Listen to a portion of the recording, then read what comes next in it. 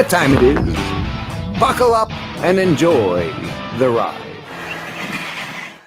And we are live. Greetings to our loyal WFYL listeners around the world. Welcome back to your Philadelphia live stream, only on the Freedom Station.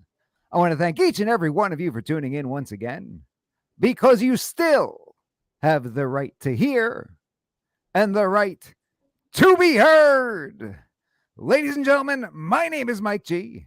As always, with me are Philly Chris, Russ the producer, and Liberty Lee. And you're listening to Mike G in the Morning with The Law Matters. And you can listen to our program every Friday at 7 a.m. Eastern, only on the Freedom Station, WFYL. So let's be heard. I want to remind our listeners that you can participate in the free and open exchange of thoughts and ideas throughout the entire week by visiting MikeGinTheMorning.com. What's it called, Philly Chris? MikeGinTheMorning.com. How about you, Russ? MikeGinTheMorning.com. Liberty? MikeGinTheMorning.com. Special guest Rick Vasquez. What's it called? MikeGinTheMorning.com. That is correct, sir. You can check out all the shenanigans that Mike G and Philly Chris are up to throughout the entire week by visiting MikeGinTheMorning.com. So tell your friends, tell your family, tell your barber, tell your Uncle Jerry, tell anybody who'll listen to check us out at MikeGinTheMorning.com. I also want to remind our listeners about the powerhouse lineup we've got here at the Freedom Station. Kick off your mornings with Scott Adams, bringing you the Scott Adams Show weekdays from 9 a.m. until 11. We've got Dan the Man Bongino, bringing you the Dan Bongino Show weekdays from noon until 3 p.m. We've got the headliner, intellectual giant Ben Shapiro, bringing you the Ben Shapiro Show weekdays from 3 to 5 p.m.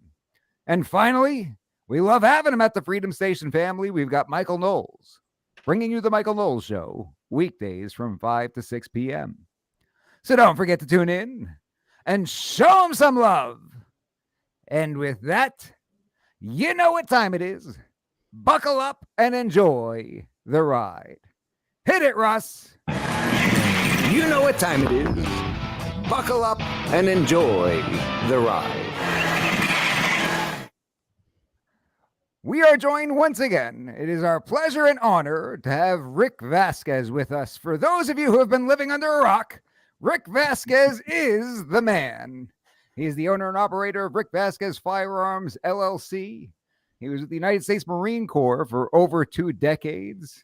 Ultimately ended up as an ATF Enforcement Officer with the technology branch. And now he's in the private sector. He has served as an expert witness, as a consultant, and just about everything in between. Rick Vasquez, thanks for joining us once again. Thanks for having me. It's my pleasure. So, Rick, we got to start unpacking the ATF PowerPoint last week. We called that part 1 of this 3-part series. And during that portion, we addressed sort of the overview of what we'd be discussing. We addressed what they claim to rule to be. And in this segment, we've got a couple of other things to discuss, because as this thing unfolds, people have more and more questions. And there are other issues that pop up because, let's face it, you're not going to catch every single issue the first time you read through the 2,900 pages that they put out there. And so we see these other issues popping up. We see questions coming up. So there are a couple of those we'll address today, as well as parts of the PowerPoint talking about these factors that really don't make any sense. And there are several inconsistencies. Is that a fair assessment, Rick? That is exactly on point. So I'm going to let you sort of take the lead here. When we get into this stuff, is there anything that's been on the forefront of your mind that you really couldn't wait to get off your chest this week once we got on the air? Well, they had to take the factoring criteria down, and so that just wouldn't work. But they did it kind of strategically. When they talk about the definition of a rifle now, it talks about an accessory attached to the rifle that could be used as a stock. And I'm paraphrasing it. And then when they went through all of their lesson plans and training, they showed pictures of different stocks. Correct me, shoot me something. different arm braces that they are now going to define. I don't want to talk like I'm calling it a stock. It's an arm brace, and it was Right. designed as an arm brace, and now they're going to be called stocks. And when the first NPRM came out, they had called out a couple of these arm braces, SP Tactical 1 and the Blade, and they said those type would not be regulated as stocks. Well, since then, when the new rule has finally come out, there are no approved arm braces, 0 approved. So anybody that has an arm brace today, according to ATF, is now in possession of a stock, regardless of an approval letter or anything like that. And I don't want to use that term that says, everybody's now an immediate felon because you're in possession of an unregistered short barrel rifle, because it doesn't come into effect for 120 days. And as we've discussed before, there's a lot of factors that are being thrown at the government now, or we hope this thing eventually gets corrected, goes away, or it's put on hold for a couple of years. So before we get into the PowerPoint and everything, I want everybody to think about not getting rid of their arm brace yet. I would wait.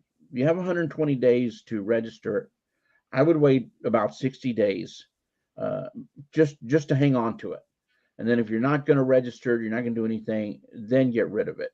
But give the people that are working on this, trying to stop this unwarranted registration, a chance to do something, and hopefully it'll go away. So that's one of the things I wanted to get off my chest.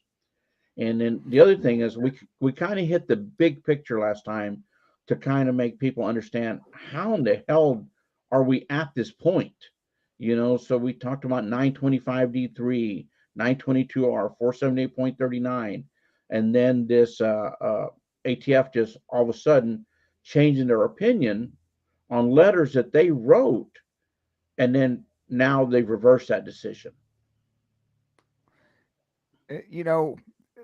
As far as registration goes, and I think this is where holding off is even better idea. Are people being paranoid by being suspicious that the same organization that put in writing that this is perfectly fine, it's perfectly okay, you have our word, is now backtracking and saying, you know what, it was never fine, it was never okay. And even though you're saying you're holding off on all these people are felons, in their opinion, these people are.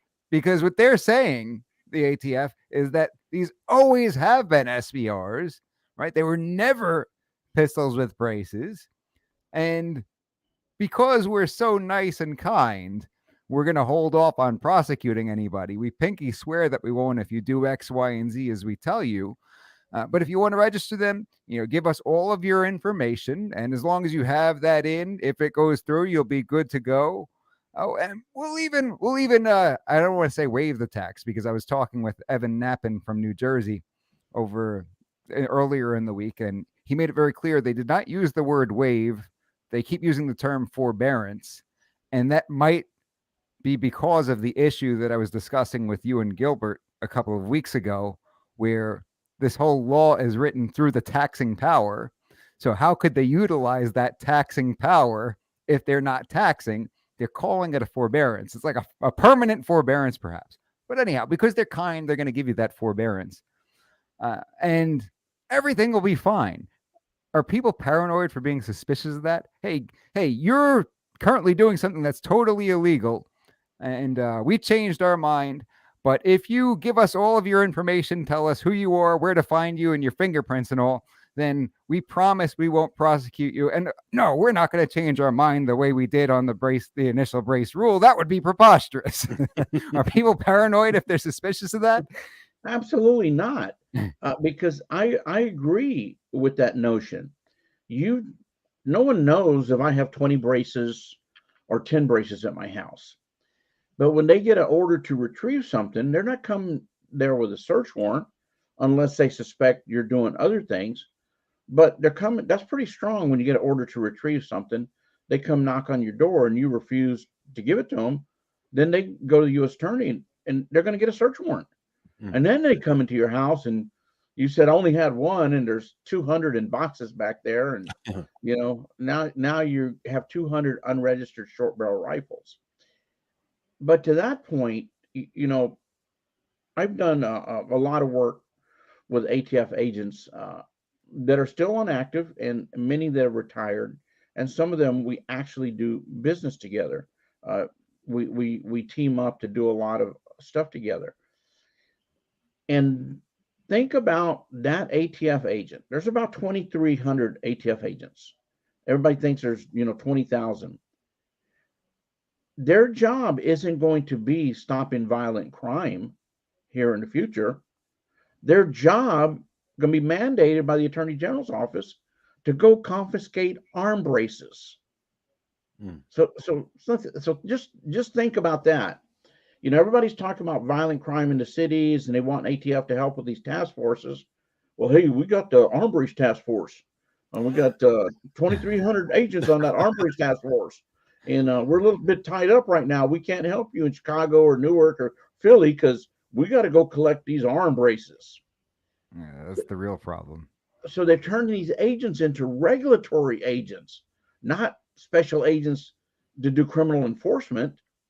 So that's one perspective that is getting lost in this whole thing, that the ATF personnel, a group of them, are not going to be doing what they're hired to do. Rick, when we talk about holding off, I don't think some people understand that it's not a now or never thing.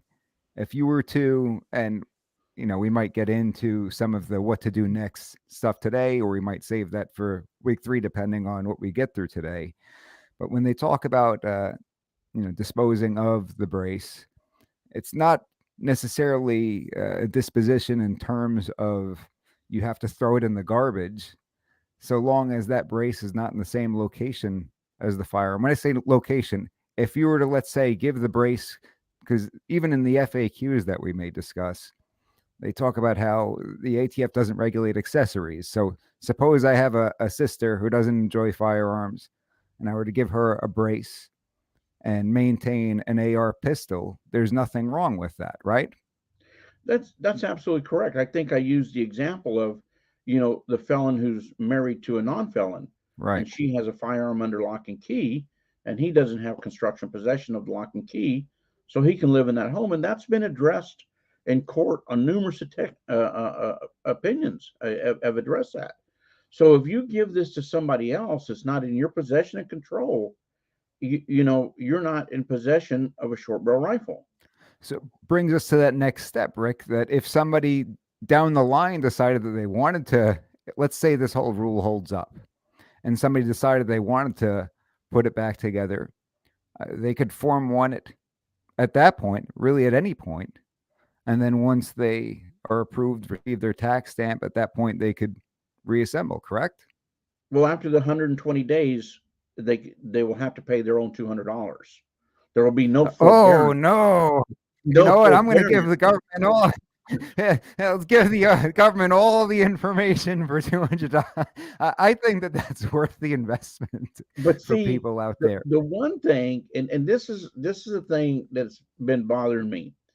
I know how personnel ATF work, and a good example is getting an evaluation done through what they call FAT-D now. I was there as the Firearms Technology branch. It used to be they were behind 3 months. Then they were behind 9 months. Now they're 19 months, 20 months. I have a client who's had an arm brace for evaluation for 3 years now. So I think that these submissions are going to go in a certain chain. All of these forbearance Form 1s are going to go to a certain group of people. They're going to bring people in from the field. That's another thing they're going to do. They're going to have to bring people in from the field to not do their regular job to assist with this. So that pipeline is going to go very slow. The paid pipeline, I think, is going to continue to go 6 to 9 months for regular Form 1. Some people said they've getting them as fast as 3 months, but 6 to 9 months is about the average. I think that pipeline is going to continue to work the way it's going, especially the way eForms is working today. But all of us 40 million people that decide to submit a Form 1 on, because when you go on eForms, it's specific. You're going with the free transfer, and that's a route that you take. I think those are going to be backed up very, very far.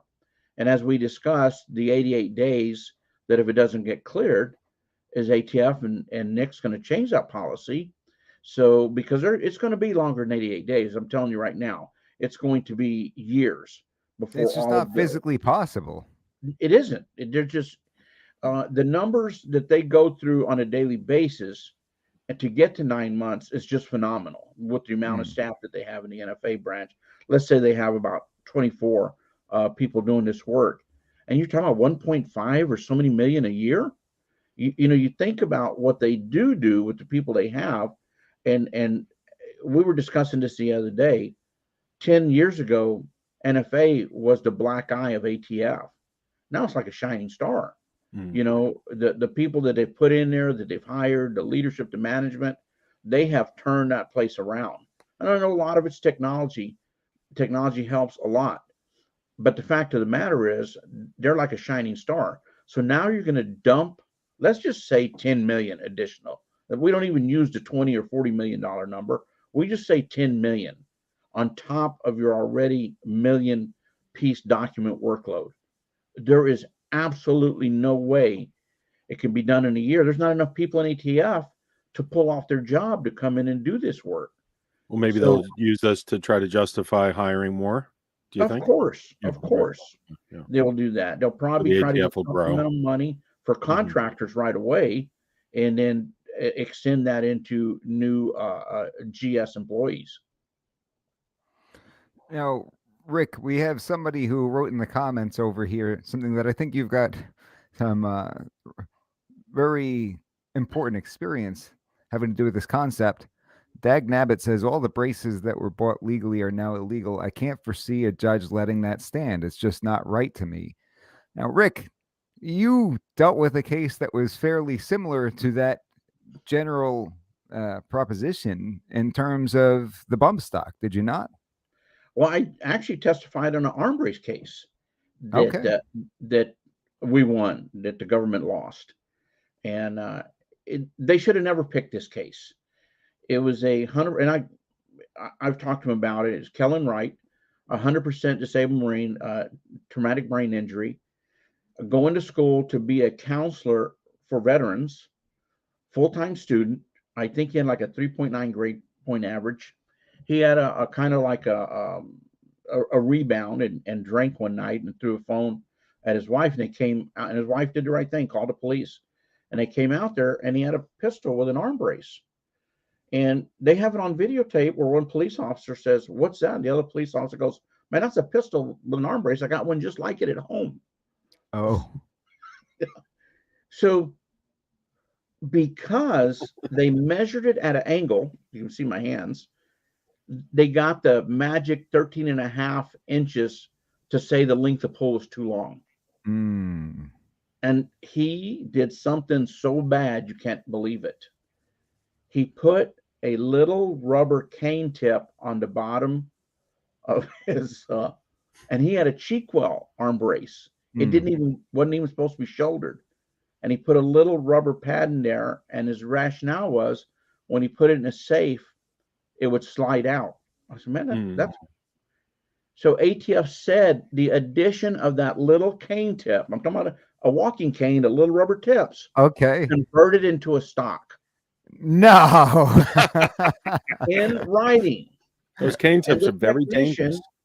And the technician was probably good at geometry because she used that angle to get 13 and a half inches and put it in her report. And then they produce a copy of the NRA guidebook where it says measure diagonally from one point to the other point. And you look at the report, and, you know, so needless to say, I got into a little heated discussion with the U.S. attorney, and the jury liked what we had to say. And they said, that's not a stock. That's an arm brace. And we won that case. The jury said we are not morons. I got to tell you, I testified numerous times with ATF, probably above 70. The juror asked permission to call me at home, and they called. Like 4 jurors asked if they could call and talk to me. I was like, I've never had this before. I was curious, so I said, "Yeah, give my phone number. I want to see what's going on." So they wanted to call me and thank me, and Wow. they made the comment. One of them made the comment, said, "As soon as the government entered the case, we knew they were lying." They made comments like this, So I was like, "Holy smokes!" And in a small world, I'd been stationed in Russia, and one of the young ladies on the jury, her mother and father had worked in the Russian embassy the same time I was there. I didn't know them, but it was just she goes, "I saw where you in Russian. I thought I'd ask you if you knew my mother and father." And I was like, "Man, what a small world this is." But that's how confident the jury was that they were wrong, because how can the government say it's not a stock, and then tomorrow we're going to prosecute this guy? This was 2 years ago, way before this new rule. Sure. But he had that illegal cane tip on the bottom of his stock that converted it into a butt stock. The world would have been much safer with them in prison, I'm sure. Yeah, the cane tip guy. Cane tips all over the place. He's finished school. He's not a convicted felon, and he's doing great. These weapons of war, these cane tips. Thank goodness the government keeps us safe. Well, I think we might send a couple of billion of these cane tips to the Ukraine. The war would be over like that. Yeah, they've got the cane tips. They'll have all the Russians running away and hiding. Yeah, run to Siberia. With the comment, Rick, what I was getting at is with the bump stock, you have a very similar situation where they say they're bought legally, and then overnight they become illegal. And there have been courts who have said, no, this is a machine gun, and have let it stand. We've got a circuit split right now, which means it may well end up at the Supreme Court. But I think the point is that the audience member who wrote in and said, I can't foresee a judge letting that stand. It's just not right.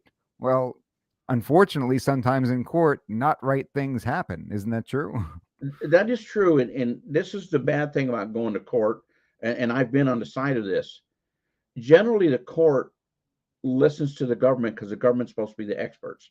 The government is supposed to be the professionals. And I know that I've testified in front of juries on numerous occasions, and because of my demeanor, because of my background, they expect me to be telling the truth. They don't expect. So when the government says this is a machine gun, we should have never classified it as just an accessory, a bump stock, when everybody knows that ATF was directed by Donald Trump, was literally directed to find a way to call it a machine gun. So they changed the definition of machine gun with a rule, just as this rule has changed the definition of a rifle. So that's how they get around. They change the definition of a rifle, and it's not that it's an arm brace. It's just something that's attached to the rear of the handgun makes it a rifle. Particularly with the bump stock, the only way you get to the conclusion that bump stock is a machine gun is if you make up your own definition of machine gun, which is a machine gun is anything that goes bang, bang, bang, bang, bang really fast. That's the definition you got to use. That's exactly right. And I think I saw a writing somewhere that Jerry Muselik has to be a machine gun. His fingers are a machine gun. That's right. He can outshoot a regular firearm. And I've demonstrated bump stock. I did a thing for Vice News, and it's old. I actually look a little bit younger. You can see where I demonstrate bump firing, and I let the producer do bump fire. So if that bump stock is a machine gun, then every single semi-automatic firearm should be a machine gun, because they're all capable of bump fire just by practicing with your finger. Right. And you look at these young guys that practice this. I've seen some of these videos where these young guys are doing bump fire from the shoulder, and it looks like a real machine gun, how proficient they become. So think about that. If that bump stock device is a machine gun, then my finger in possession of AR-15, I should be a machine gun. Don't say that. They're going to come try to chop your fingers off, Rick. There might be a new rule come out next 6 months. A new rule. Even the belt loop can assist in something like that, right? Oh, yeah, the belt loop technique. You hook your thumb in the belt loop to get you a perfect position, put your finger, and once you pull the fire, your thumb doesn't allow your hand to get out of the way. Very efficient bump fire technique. So I think the ATF is going to raid Wrangler pretty soon and arrest them for having all those machine guns in their warehouse, right? Yeah, right. They could be. And if we're lucky, Levi's won't be machine guns, but Wranglers will. Yeah. There we go. For those of us just tuning in, you're listening to Mike G in the Morning with The Law Matters, only on the Freedom Station, WFYL. So, Rick, the ATF held the... Oh, we've got a good comment here. Dag Nabbit says, I got a finger for them. That's a pretty good one. Nice, Dag Nabbit. So, Rick, when we go back to looking at the developments that have taken place over the last week still, the ATF held this session yesterday. They took some questions and things of that nature. Do you want to discuss any of that now, or do you want to forge through the PowerPoint a little bit more? Whatever you prefer. Intentionally, I didn't sit through any of those sessions they had. I talked to a couple of people, and some of them kind of got frustrated. One guy said, well, they just went through the PowerPoint and, add a Q&A, but, you have to write in, didn't give the right answer. We got to change this. And yeah, I think we should just jump into the PowerPoint and get through it, get to, we did the big overview and now we're there. All right, Russ, if you don't mind, let's pull up that PowerPoint from last week and we can go ahead and continue on with there. Now, with just to recap for everybody who's listening and everybody who's watching, last week we talked about what an AR pistol is, what a brace is. We talked about the definition of a short-barreled rifle and what would get somebody in trouble, and how the ATF has now, with this new rule, twisted some of that language, gone back on some of their previous decisions that they've put out there and put us in this position. Now, with this PowerPoint, these explanations, it seems like there's this common theme. Before we get into the PowerPoint itself, it seems like there is this common theme that they have reached a conclusion and they're attempting to justify that conclusion. Instead of reasoning through everything and then getting to a conclusion by way of reasoning and logic, it seems they had that conclusion first and they had to figure out how to justify it, and so they twisted things around to try to force a square peg into a round hole. Is that a fair assessment, Rick? Oh, without a doubt. I read the whole 293-page dissertation, and they put all the different comments and they explained the comments away. No matter how rational a person's comment was, they had an explanation why the commenter was wrong. And so the PowerPoint is kind of the same way. It goes through and this is our opinion and this is why it's our opinion.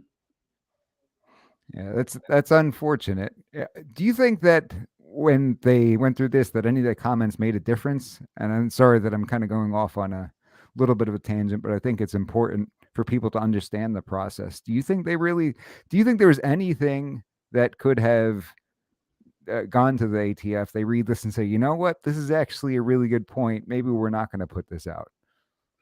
I think the comments made them realize that the 4999 form was not very good, but it made them smarter. So they put that form right into the regulation. So they use language that what they put in a form is now actually, so it's going to be, so I don't see an arm brace ever being approved because it's so subjective. So if I look at it, just decide it's not going to be approved, that's my agenda, then I can say, well, the surface is too big, it's too long, it's too black, it's too white. I can just say that and it's not going to be approved. because there's no standard on what is an arm brace and what is not an arm brace. We have Snowflakington making these decisions, I suppose. Let's get these this PowerPoint up in there. Russ, go on down a few further so that we can get to where we left off last week. I think this is where we left off. Weight or length, Rick? Is that where we left off? Yes, I think so. That looks like a good starting point. Okay, sounds good. And when it comes to weight or length, I think you did mention at some point last week that this is a real problem because it's not necessarily outcome determinative when you're looking at weight or length in general, correct? Correct. Can you make that big enough for me to see? Russ, why don't you pull that up and make it? There you go. No. There you go. I'm big enough that he can see. Perfect. All right. Well, this is very inconsistent because there's nothing in the regulations that says a pistol can be so long or so short except for importation. And there's nothing that says a pistol can be so heavy. That's why pistols are imported into the United States with 16-inch barrels. 16-inch barrel, because we know that the importer plans on converting them into rifles, 922R. So whether the weapon has a weight or length consistent with a weight or length of similarly designed rifles. Whose opinion is of a similarly designed rifle? An AR-15 is never going to be as heavy as an M14 or a SCAR or something like that. So you're throwing apples and oranges in one basket and they all taste the same. If the weight or length of the firearm is consistent with the weight or length of similarly designed rifles, then this would be an indicator that shoulder firing the weapon provides stabilization as beneficial in firing the weapon, and thus the firearm is designed and intended to be used this way. So if I have a Smith & Wesson 500, and I forgot what the weight on those are, like 5.5 pounds. Right. And is that designed to be fired from the shoulder, that revolver? I would hope not. I had a buddy who used to have one, and he would always wear a glove when he shot that thing. So there's so many big pistols out there, that large caliber, the 450 Casull, these different handguns that are big. Yeah. So this is a very inconsistent statement. Because I'm not going to shoot a revolver. Why don't we continue on with that? And with the similarly designed rifles, this is a point that Scott from our audience brought up. He said, what's the definition of similarly designed rifles? It reminds me of in New Jersey when they had something in the statute that said substantially identical, because they were trying to, they wanted to ban everything that was substantially identical to an AK-47. And the argument in court was substantially and identical mean two completely different things. Substantially means mostly, and identical means exactly the same. So how could something be mostly exactly the same? So where do we get? I think they were very smart finding that word. And here's the reason why. I've got an AR-15 pistol. It has a buffer tube. I have an AR-15 rifle that has a buffer tube and a stock. So the design is similar because one is designed to be fired with one hand and one is designed to be fired from the shoulder, but they don't both mechanically operate the same. So now I put an arm brace on it, and the arm brace, in my opinion, has surface area in the rear that is only for the purpose of shouldering it. So they're saying they're comparing these pistols to similarly designed rifles. So of course, they found a rifle that is short in length. They didn't put an M16A2 out there or AR-15A2 out there with a 20-inch barrel and a full-length stock and a full-length handguard that weighs approximately 6.8 pounds. They put a stubby rifle in comparison to a full-size pistol. So their similarly designed is not going to be the same as my similarly designed, because it would be dissimilar. I would compare it to a rifle, not to a short rifle. I would compare it to a full-size rifle. So this is a play on words, so that you don't know anything about what's going on. You're on the jury. Look at that. man, that guy put a arm brace on there and turned it into a rifle. Look at that. It's just Right. like the other little rifle. You could always find a similarity, right? If you got this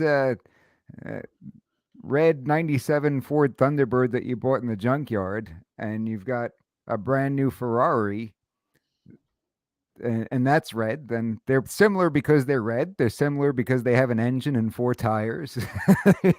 Exactly. So could, this was very smart. Their play on words and the comparisons that they used.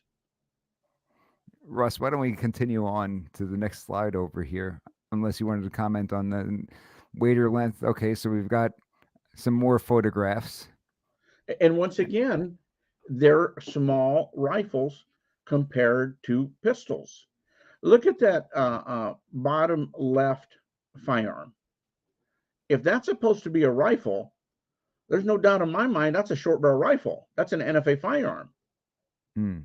Look at the length of the barrel. It looks like it's about 8 inches. So they're supposedly comparison a handgun to a rifle here.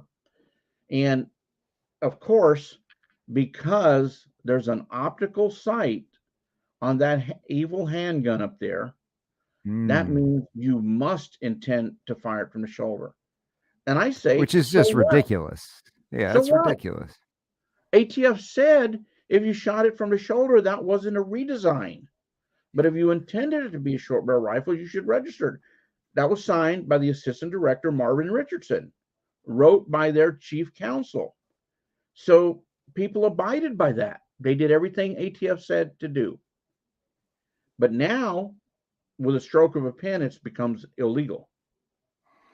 Well, it's also ridiculous, the whole redesign thing by putting it up to your shoulder. You can't possibly enforce that. How could we go to the range, Rick, and you've got an AR pistol, and I take it and I put it on my shoulder and I give it back to you? You're stuck. You got a rifle now?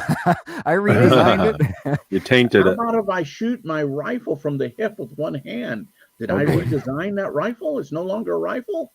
What is it now? You become Rambo. Exactly. That's right. What does it become? A mutant of some kind. Russ, why don't you continue? I've never seen anything in the regulation that says designed to be fired with one hand and must be fired with one hand. That's correct. That's a good point. And I'm going to get into the weeds real quick, as fast as I can. Prior to 1968, when the Gun Control Act was amended under the Federal Firearms Act, all firearms were just grouped as firearms: shotguns, pistols, and rifles. They were just called firearms. Well, in 1968, a lot of the laws are for interstate commerce. So handguns were not allowed to be sold in interstate commerce unless they sold them to an FFL. So they changed the definitions in 1968 to differentiate, because it couldn't just be a firearm now. So now we had rifles, pistols, shotguns, and that's where the definitions came from. There's nothing nefarious. So the pistol's designed to be fired from one hand, rifle from the shoulder, shotgun from the shoulder, revolver from one hand. There's nothing about the law that said a handgun can never be fired with two hands. This is just a play on words that ATF has been bastardizing for a long time. Yeah, Stack just brought up right along that vein. Stack's Farm said, what gun is designed to be shot with one hand? We spoke about that last week, and you talked a little bit about the history of all that, or back in the day. Yeah, everybody just shot one-handed, and cops would hit you with a revolver about 50 yards. They could shoot good back then. So length of pull. Does everybody know where length of pull come from? Go ahead and explain it to the 100,000 people listening over the airwaves. A technician was looking for a way to call these stocks. So they found it in the NRA guidebook. They have all the definitions: what's a scope, what's a sight, what's windage. And under length of pull, it said most rifles are generally 13.5-inch length of pull. And that's a correct statement. And it's measured from the base of the buttstock to the center of the trigger. Aha! If it has a 13.5 length of pull, it must be a rifle. So that's where they came up with length of pull. Now, who And Congress or the Attorney General's office cannot look in ATF and say, you took something from the NRA, you took a definition from the NRA, and you used it to substantiate a criminal case. Uh-oh. You got to be joking, right? So that's where this comes from. So length of pull is a common measurement of a firearm that describes the distance between the trigger and the center of the shoulder stock, not an angle. A shoulder-fired weapon generally will have a length of pull that allows the placement of the firearm's shouldering device against the shooter's shoulder, while also ergonomically allowing the shooter to engage the firearm's trigger. Adjustable or telescoping attachments that lock in place provide horizontal support for firing from the shoulder. So now that is part of the definition, is the length of pull. And just stuck into a rule, nothing a statute or anything. I know, Mike, that you've read the GCA on numerous occasions. Have you ever seen the length of pull in there? Not the last time I checked. So that's how length of pull got in there, so they can now call an arm brace if it had a longer than a length of pull of more than 13.5 inches. If it was 13 and a quarter, it couldn't be a stock. But if it was 13 and a half with a couple of thousandths of an inch glued to it, it became a rifle stock. Now, we talk about ergonomically. Wouldn't that be different for people of different sizes? Like, what if Shaquille O'Neal was trying to fire the thing? and I addressed that in writing before. Yeah. When you approved an arm brace and people start using them, it's just like anything else. You know, when I buy swim trunks, I don't buy the same size you wear, because you're obviously much slimmer than I am. And when I get an arm brace and it fits around my forearm, I'm not going to have the same arm brace to go around my forearm than, the little slim guy. You're going to have something larger opening. So these arm braces started having larger openings. Well, a larger opening means there's more area. So Right. Of course, the bigger the opening, the more area it's designed to be put against your shoulder. Somebody was spreading some misinformation. I guess we'll talk about this. I'll wait till we get to that factor, because I want to talk a little bit about the shockwave. But Russ, why don't you go ahead and continue on? I think we've got the next one in the queue, sights or scope. Now, this is the one I kind of got carried away and talked about idiots last week. Yes, you did. Whether the weapon is equipped with sights or scope with eye relief to require the weapon to be fired from the shoulder in order to be used as designed. Sights or scopes that cannot be used without shouldering the weapon indicates that the firearm is designed and intended to be fired from the shoulder. Anybody, just type in hunting with a scope. Hunting with a handgun and a scope. And you'll see revolvers where people are holding them right here. Of course. Putting them on tripods. Rifles pistols with regular rifle scopes, and they hold them here. Pistol hunting is getting so popular. And the reason why is there's so many white-tailed deer in the East Coast, it's unbelievable. There's so many pigs in the United States, it's unbelievable. I actually quit hunting with a rifle and just started hunting with a bow. And I don't try to sound arrogant, but I'm a distinguished marksman. And if I see an animal that's not moving, 300-400 yards away, it's basically target practice anymore. So it got to the point, I only now just shoot a couple of animals a year just to put something in the freezer. I'm not a horn hunter anymore, so I'll blast 2 or 3 doe with a bow and be happy with it. So I just started bow hunting. So to use this term, sights or scopes, now you're dictating to the entire population. You're saying, oh, you can only use an extended eye relief scope on a pistol, and you can only use a standard eye relief scope on a rifle. That's what ATF is saying right here. They're mandating to you, with their expertise, what scope that you can put on a rifle or sights. It's absolutely ridiculous. And do you think that that's, well, I think last week I was going to ask, do you think this is due to ignorance or they're doing it intentionally? And you made it very clear that whoever wrote that rule was born an idiot, I believe were your I words. Is believe that correct? that's a fact. Or he thinks he's so smart that he can outsmart us all, but his idiocy comes through. Well stated.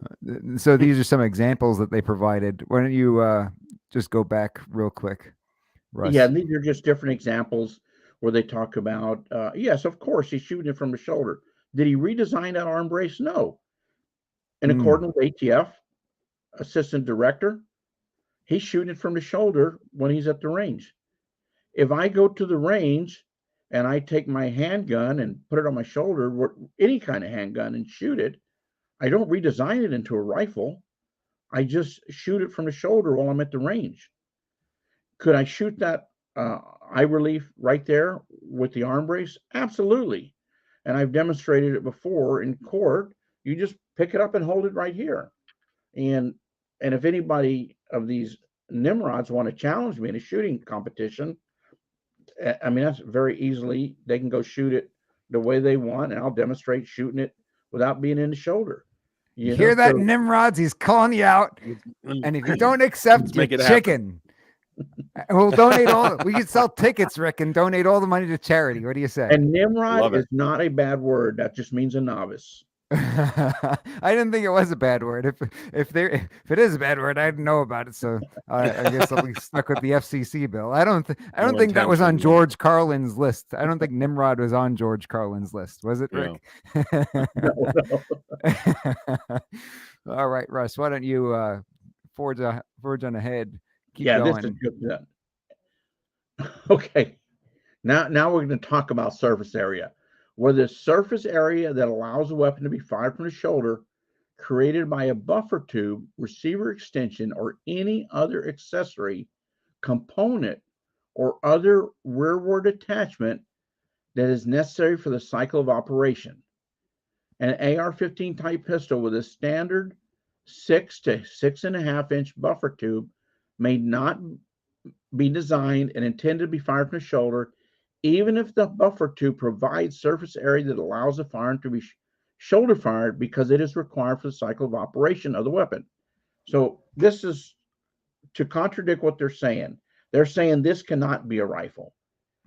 Look at the full length rail on the top of that rifle. What if you put a cane tip on the back of it, though?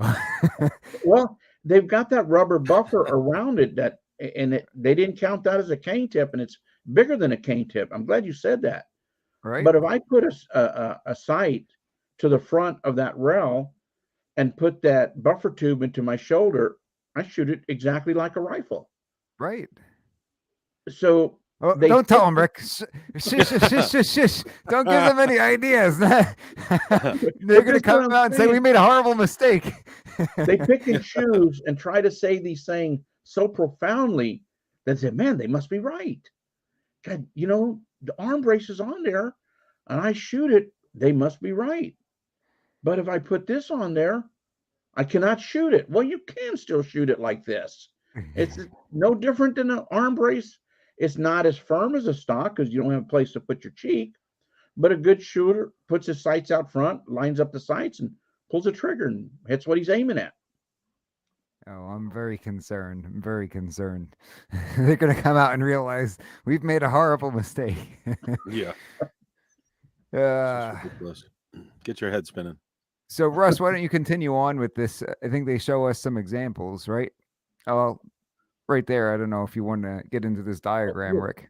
Well, this is real quick. This is the stock is a rearward attachment. Of course, that's an A2 style stock, collapsible. So that's just a stock. We know that. Gotcha. So why don't you move on? Now this is the AK is kind of different. When these AK pistols are imported in, they have a block in the rear so that you can't attach a stock. So they're imported into the United States in that manner. So they can be defined as a handgun.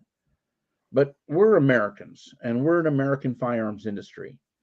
So I don't have that impediment if I make it into the United States.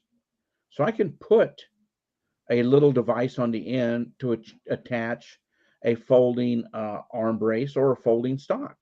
And I think the one at the bottom is an arm brace that folds up. And these were approved. ATF said they were fine because they were arm braces. And it was still measured as a handgun. It wasn't measured using the arm brace. So there was nothing wrong with that according to ATF. But now, if you attach something where you can stick a arm brace on, that's a violation because it wasn't originally made in that manner. And the import aspect, it's a whole nother can of worms, right? I don't know if you want to get into that again. We talked about it briefly last week. There are some other things that potentially came up throughout the week. Do you want to touch on that now, or? Yeah, that's a really good place to touch on that. And I'll pull up Q&A. Back it up, Russ. What number is it? Number 9. And but that's leave that picture up. That's a good place to put it. Unless you want to put Q&A number 9 up. We'll leave the picture up for the reference purposes. And you and I and Gilbert discussed this, and we talked about 922R. So these handguns come into the United States as a handgun. And some of them came in with arm braces, but the majority of them did not. So the violation in 922R is the assembly. So now that they're in the United States and the new rule is into effect, whoever assembled that imported pistol with an arm brace now assembled it with a stock. So if I bought it from Mike, I'm not in violation because I'm just a possessor. Mike could be in violation because he assembled a non-importable firearm. So now we really have to take this a step further. I'm an importer, and I've got 5,000 of these sitting on the shelf, and I've quit selling them for the simple reason that the new rule came out. Now, I'm definitely a 922R violator because I've just assembled a non-importable handgun with a stock. A non-importable firearm. I imported a short barrel rifle. So now, what ATF is saying in the Q&A is the assembly has already occurred, and I'm just going to the bottom. Accordingly, a person with an imported pistol that was subsequently equipped, remember, it was equipped with a stabilizing brace after the fact, will have the same option as anyone else under the final rule. So this gun that I bought from Mike that he assembled in violation 922R, I'm not going to be charged with it because I'm just a possessor. Now, 922R, that is a statute. That is not a regulation. So when you look at the context of this, ATF is now saying, we are not going to enforce this law. We're not going to go after Mike. We're not going to go after any importer that brought them in this manner, even though now they're illegal. So now ATF has the authority to pick and choose which statutes they follow from this simple Q&A, from just a Q&A. They just say, hey, we're not going to follow 922R. So I got this, and I'm going to play the devil's advocate. So I have this AK that I stuck an arm brace on it, AK type pistol. Who do you think stuck an arm brace on that pistol? Wasn't me. Because ATF said if it was already assembled when I possessed it, I'm not going to be in any violation, and I don't care who did it before you. So we don't care who sold them in this manner. So 922R doesn't apply anymore in this situation, which brings up the point. They promise they won't, Rick. We pinky swear we won't. Just please send us all of your information and your fingerprints and some photographs and your social security number and anything else that you want to provide us. We don't change our mind ever. So your daily schedule and putting it together and preparing for questions, you can't wrap your head around this stuff. You just like, you just made something illegal, but you say that you're not going to, with a regulation that does not have the power of a law, and you're going to override a statute that's in the Gun Control Act. Right. So Well, follow hell, this regulation that we twisted in order to make up, but don't follow the statute. That's fine. Yeah. Hell, next week we'll just say felons 922G. We'll just say we'll override that for a couple of months. Now that's a whole, Rick, that's actually a whole different discussion because this case just came out of the Fifth Circuit. Rich Roberts from my office sent it to me right before we got on the air, applying Bruin to 922G, finding it unconstitutional. I know. You heard about that. Yeah. Yeah. So, well, to be continued on that one, but well, hell, give them this regulation and everything they've done, and say, look, ATF can get rid of it when they want. That's right. All right. So that's one thing to keep an eye out for. I would be very, very skeptical when they say, we're not going to follow this, because as we've seen through this entire fiasco, they can change their mind when they change their mind. Absolutely. So we covered both the FAQs in that segment, Rick? Yes. Okay. So just one now, of the FAQs. Gotcha. Now this is another one, marketing and intended use. Once again, I always fall back on what ATF said you could do. So the manufacturer's direct and indirect marketing and promotion materials indicating the intended use of the weapon and the manufacturer's marketing and promotion materials for a weapon are relevant in considering the likely use of the firearm in the general community. Well, good Lord. When are we going to start going after all these people that make knives? Because there's all these videos about people killing with knives. So I'm a knife maker, and anybody who kills with my knife, that's my intended use. Right. Because look at all the videos, all the kukuramas that are doing stuff on YouTube. I mean, if you use this marketing strategy as a rule to write a new regulation, look at the stuff that you can get off YouTube and change regulations. So just because I demonstrate that I can shoot it from the shoulder doesn't mean that I'm selling it as a stock. I sold it as an arm brace. Things could very clearly, not even just in this context, but things could have multiple uses. It's designed for this, but you could also use it for this. Well, when you put cup holders in vehicles, they're definitely for alcohol, right? Well, it depends on where you're from.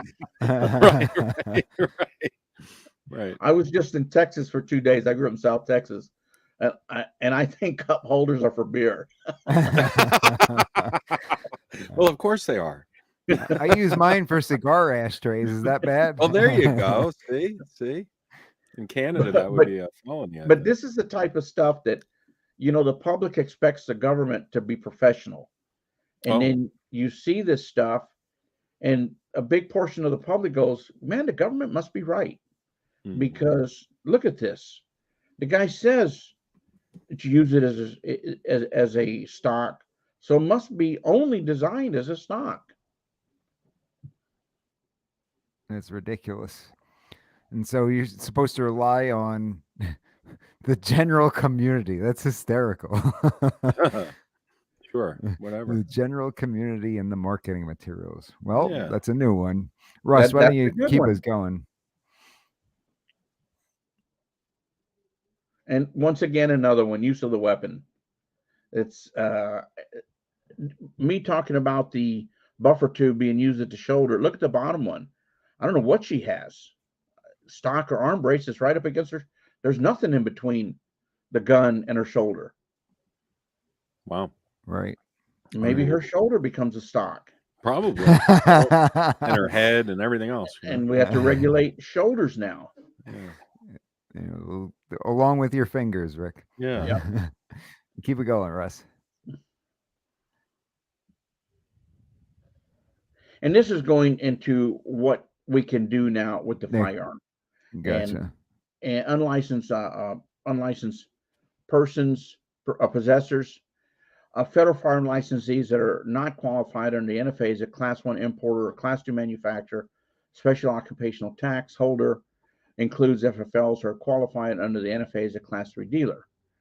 FFL importers or manufacturers under the GCA that are qualified under the NFA as a Class 1 importer or Class 2 manufacturer, SOT holder, certain government entities, and I forgot the first one, unlicensed persons. So basically, anybody in the United States that possesses, sells, trades in these devices are affected by this new rule. Do we want to continue into this and get into the options, or do we want to save that for part 3? Because we're right around. This is a really good place to stop. I didn't realize we've been going for an hour. I know, time flies when you're having fun, right? And when you see a lot of these things, like we discussed this last week, everybody's trying to be an expert, and I don't want to call us the experts of experts, but you only can cover so much information and clarify so much before people get brain dead. Sure. I think all of this is designed to make you brain dead.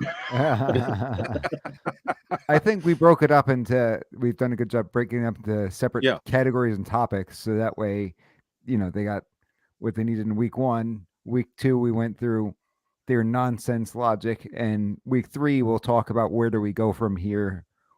How do people protect themselves and not end up in jail? I bet you 6-pack of Coca-Cola, we're going to have some new additions by next week. Oh, There we go. You know what? I'll take the bet just because I want to be able to send you the 6-pack of Coca-Cola, right? Special Texas Coca-Cola. Rick, do us a favor. Tell everybody about where to find you and all. Do your plug so that way we can get that in. Oh, thanks, Mike. It's very easy to find me. Just find me online, Rick Vasquez Firearms, or email me at rick@rickvasquezfirearms.com. All of my information is on my website or my LinkedIn profile because I do this for a living. So I have to put my information out there for you to contact me. I do consulting on the NFA, the Gun Control Act, importing, manufacturing, and I can come out to your facility and do a evaluation to make sure you keep your license forever. And it's great. And Rick and I have been discussing about putting together more comprehensive sort of training for this stuff in the near future.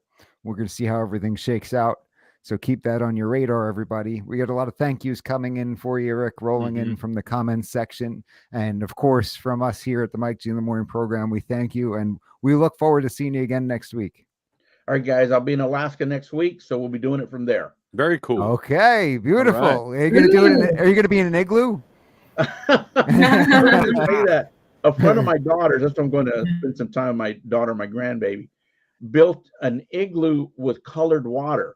She went out every day and built like a little bit more, and she would, color the water. And so my grandkid and the other little girls were playing in it. It was really cool what she did. That sounds really cool. So next week, Rick will be broadcasting live from a multicolored igloo. That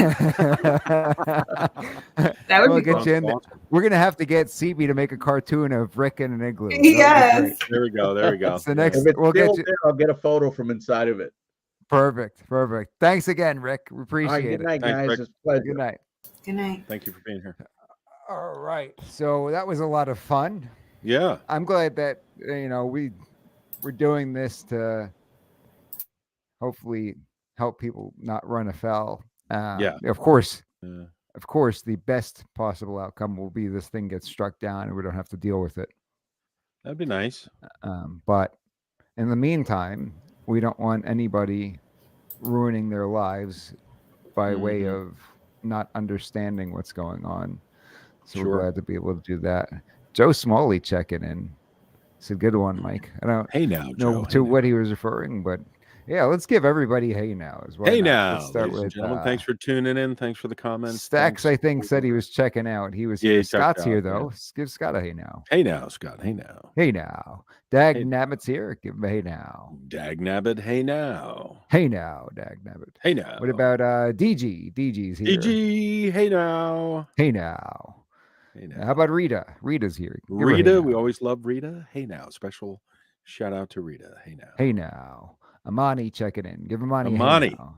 Hey Hey now. now. Hey now. Hey now. And you already Hey gave Joe now. Smalley his hey now. You don't Yeah. get two hey nows. Hey. Okay, You greedy only with the get hey one nows. hey now. That's right. Yeah. So we got the Great American Outdoor Show getting started this weekend. I don't know who Oh, will be yeah. there. I know Randy said he's going to be there. Awesome. Saturday, I believe it gets kicked off on Saturday. I'll be there at some point this weekend. Rich will be there at some point this weekend or next weekend. Gilbert will be there next weekend. So that'll be fun. Liberty says that there's breaking news. Liberty, you want to pipe in? And Yeah, tell what's us going on, Liberty? What is it? Well, it was actually yesterday, but I guess it's still floating throughout the U.S. As far, I don't know if that's speculation, but there is a alleged Chinese spy balloon that flew over Montana yesterday. It looks like there are some articles confirming. I have Yahoo News here. The U.S. is tracking a suspected Chinese surveillance balloon that's been spotted over the U.S. airspace for a couple of days. How has it not been taken care of by now? But the Pentagon decided not to shoot it down due to risks of harm for people on the ground, officials said Thursday. The discovery, so just letting it float. The discovery of the balloon puts further strain on the U.S.-China relations at a time of heightened tensions. A senior defense official told Pentagon reporters that the U.S. has very high confidence it is a Chinese high-altitude balloon, and it was flying over sensitive sites to collect information. One of those places it was spotted was Montana, which is home to one of the nation's 3 nuclear missile silo fields at Maelstrom Air Force Base. The official spoke on condition of anonymity to discuss sensitive information. So there's that. Very strange. Wow. Yeah. That's interesting. Couldn't they just like hit it with some kind of a dart so that the balloon deflates or something? Yeah. And I'll thank my mom and Chrissy for both sending me the update because I was locked into my tea in the morning. Oh, wow. It's crazy. So what do we do? I guess we just sit. Biden's in charge. What are things for them to use? I mean, balloons are very difficult to maneuver, and also strange. They have satellites, so I don't know what they're doing. Has anybody in the comments seen this story, and what do you guys think of it? Because it's trending on Twitter right now. It's like surprise. Maybe it's like a surprise party with balloons. Is the cake? I mean, are they like going to release like a virus? I don't know, guys. It's scary. I know Marjorie Taylor Greene said, yeah, they said spraying virus out of the balloon. Who knows? Well, she said it could be. I mean, it could literally be like the Trojan horse, but they're sending a present in a form of balloon. But Marjorie Taylor Greene said, "Why didn't we shoot it down by now?" And clearly, there's people that live there, but I don't know. What could be in it? I guess that could be the problem too if you shoot it down, right? Yeah. It could be an exploding balloon. Oh my gosh. I wonder what the altitude is. Yeah. I don't know what they're up to. But that was the main story. I just wanted to let everybody know to keep your loved ones close and safe because I don't know. Wow. Eric Krebs says Brandon wanted it downed, and Scott says possible that our own government is allowing the balloon. Montana has a lot of open space that the pieces could fall into. Strange. I feel like Chris needs to look into this. I feel like you would have a... Yeah, I'll have to look into that. I've not heard about it.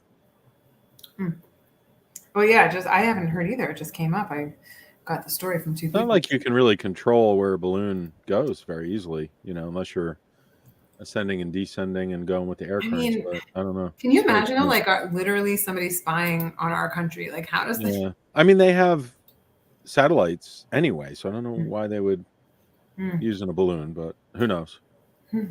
But, does our government ever tell us what's really going on anyway? So maybe the cover story is there's actually nonsense. some pretty prominent news folks, just still breaking the news now, saying it's floating over. So it might still be floating. Yeah. Who knows? So did you get Liberty that thing in the dock so we could get into something more lighthearted? So for Russell to make it nice and easy, there's a link at the top that says list from Mike for after Rick. So made it as simple as I could for you, Russ. We've got to talk about this. we got to talk about this because I saw this and said our audience would love this.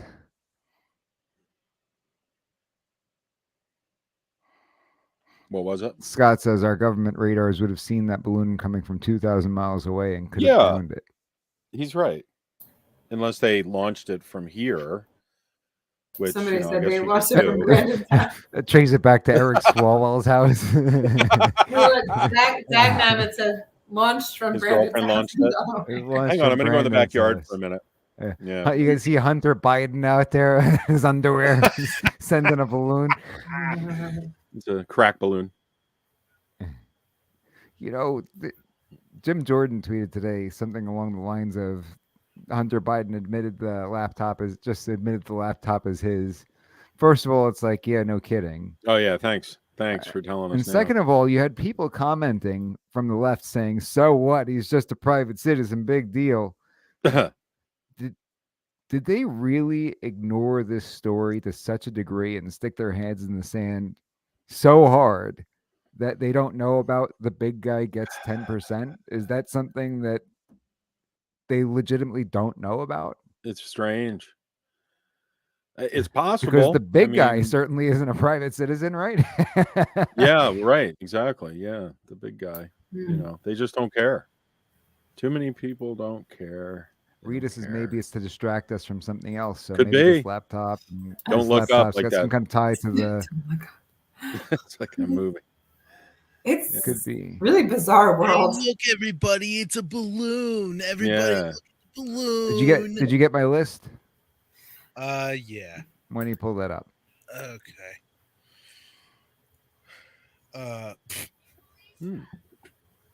So at the top it says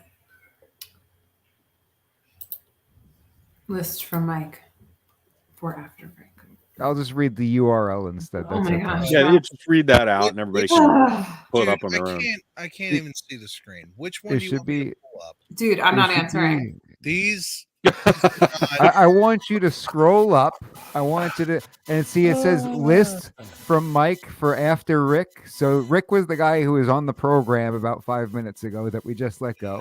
So now it's after him. And I asked you to pull up a list. So that I think that's probably where it is, if I had to guess. Yeah. The Twitter thing. It's somewhere else. There we go.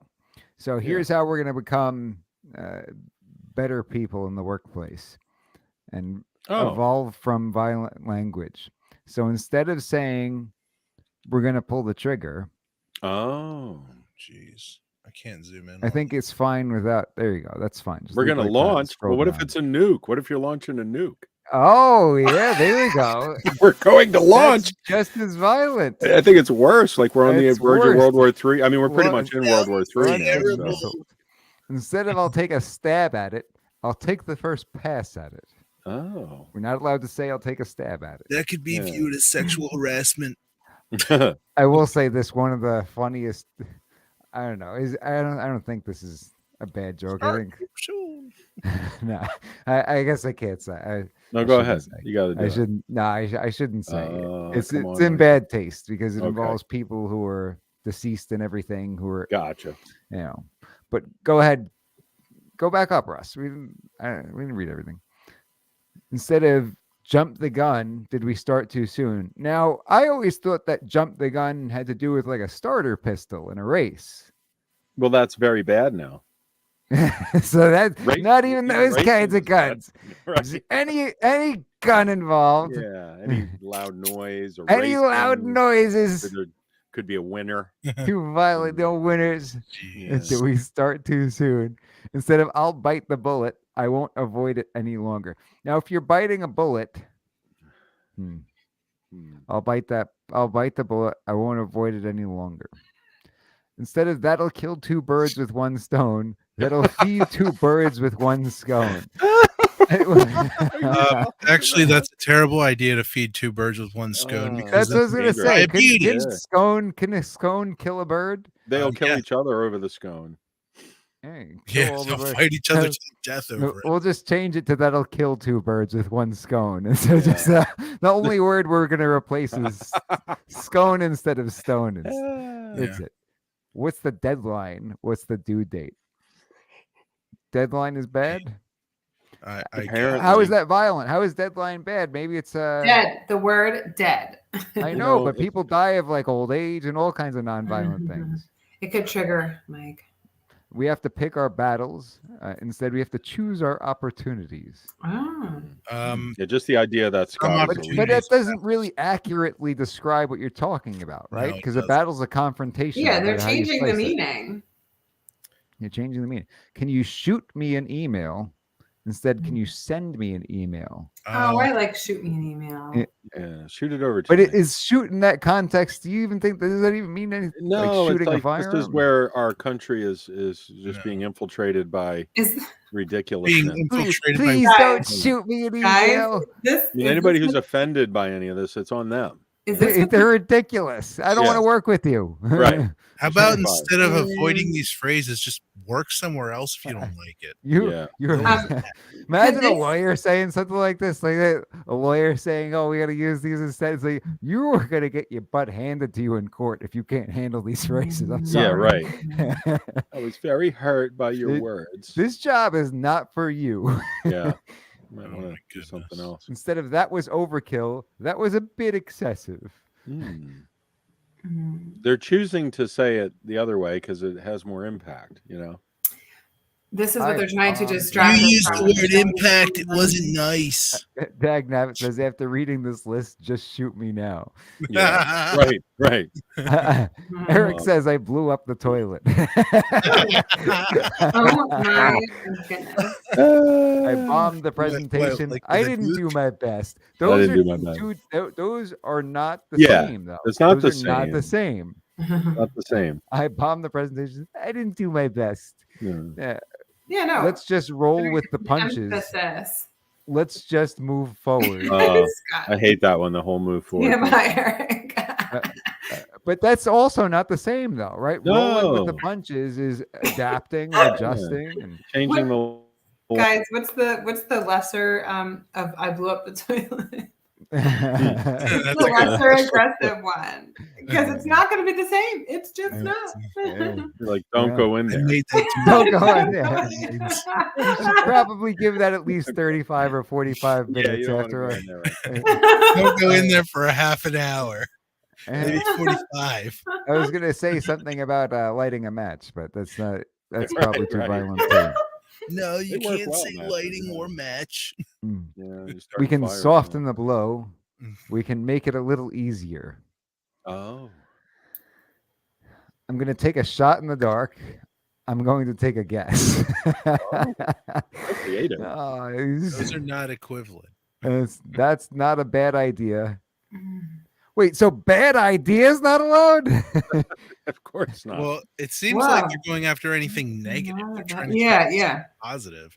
We're I- gonna be at first I aliens. thought Not it a was bad just idea. guns. That's a good idea. Well, no, that's that- also those not the are two same different thing. things. Those Yeah, are it's very- also not the same. This Yeah. that reminds idea is me- aggressively mediocre. This reminds me of AI. It just I'm reminds gonna me of make like sure what to they're use going to all of these train. more now. Guys, it reminds me of what they're going to train the robots to talk like. Like Yeah, everything's right, positive and no this, you know. Well, gonna Chat use these GPT more was now. made It's by like a I bunch didn't of say it was a good idea. I said it's not a bad idea. Not quite the same. A good idea is not the same as not a bad idea. Linguists and lawyers That's alike not a will bad not like idea. this. It's not a good No. one either. Let's not beat a dead horse. Let's not focus on that anymore. Mm. Right. I mean, if it's already dead, it's not going to know it's getting beaten anyway. No. I was blown away by her presentation. I was impressed by her presentation. If I give a presentation that blows you away, you better say it blew you away. Yeah. Don't say you were impressed. I'm Yeah. like, that's it? After Right. all I put into that presentation, you're just impressed? Yeah. You can't say I blown want you to be away. blown away. Russ said he was blown away. You Nope. just said you're impressed. No, that's offensive to tornadoes. Yeah. Could be. I was kicking around an idea. So kicking in all forms is violent? You should never What about kick. like the? I was thinking through an idea. So how about I was thinking through a soccer ball? Right. That's what we're gonna do. Right. Change it that way. I like it. We can only think through soccer balls because Yeah. kicking's too violent. Don't kick the ball. He's a straight shooter in meetings. He's pretty direct in meetings. Oh. Absolutely ridiculous. Just a bunch of unnecessariness. I'm going to write down all the red ones and use them as much as humanly possible. Right. Make a point. The guy who posted this was like really proud of himself too. Oh my goodness. What else does he have going on? Because he must not have much else going on. Yeah. Mm. Saying they're not productive. What language suggests collaboration in the workplace? Go up, because that guy, second guy, is the author, Jeremiah. He says the question I would pose is, which set of language suggests collaboration in the workplace for better outcomes? I'll tell you what, I don't want to work with anybody who uses the ones on the right side over. Anybody who has a problem with the ones on the left side, I don't want to work with them. So the ones on the left are better for collaboration if I'm going to be involved. You cry, baby. I want to work with that guy. Yeah, that guy. That's somebody on my team. Thanks for sharing. I think you need to read it in a snowflake voice. Thanks for sharing. I was at a non-profit presentation once where a guy representing the World Wildlife Federation used the kill two birds with one stone idiom. He should have had a bag of bees. Bag of bees will kill two birds. Holy You need to throw any stones. Save those stones for your glass house. Show more replies. So ridiculous. Just shows you that humanity is failing. Humanity is Go to that middle, show more replies. Oh, this guy says the same thing about jumping the gun. He said some lack context. For example, jumping the gun is a racing reference, not a reference to firing a weapon in anger. So perhaps there needs to be some nuance here. Yeah, just a little. That's all. And not to say that that's the main problem with the list. The fact that we're even discussing this. Oh my gosh. Yeah, the fact that somebody had enough time to sit around and come up with this list. That's great. Should we eliminate flash in the pan since it refers to the operation of a musket? And he says, I have a musket allergy and it would hurt my feelings. So yes. Yeah. Oh man. Oh goodness. Keep going. Oh my goodness. I've tried to be more conscious about my language, but I've missed many of these. Yeah, keep missing them. Yeah. Please don't change on this account. I'm so sad that I missed. Look at all the blue check marks. Just being like, yeah, we should do these. Well, blue check mark doesn't mean it's not the same anymore. Blue check mark just means you pay your $8, doesn't it? Right.